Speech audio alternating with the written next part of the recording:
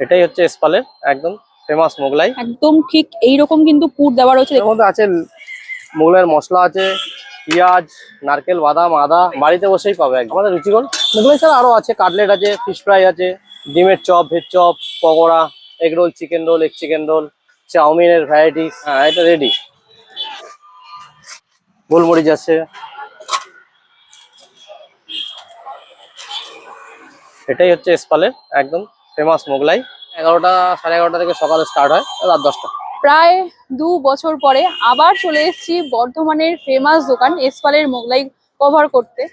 যখন মানে পেজ একদম ছোট পুচকে ছিল সেই সময় আমি এসেছিলাম। এই রয়েছে এসপালের ফেমাস মোগলাই।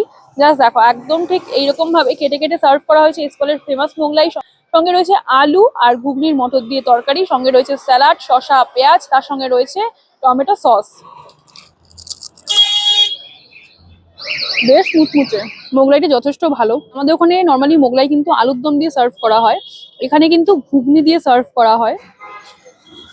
নো ডাউট ভালো হতো। ঘুগনিটা কিন্তু বিশাল রিচ করেনি,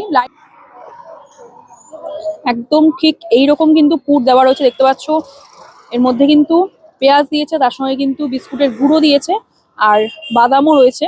একদম ঠিক এইদিকে রয়েছে কার্জন গেট। কার্জন গেট থেকে জাস্ট একটু হেঁটে চলে আসবে, হাতের বাঁ হাতে তোমরা পেয়ে যাবে এই এসপালের মোগলাইয়ের দোকান। একদম ঠিক LIC বিল্ডিং এর অপোজিটে আসলেই তোমরা পেয়ে যাবে এসপালের এই মোগলাইয়ের দোকান।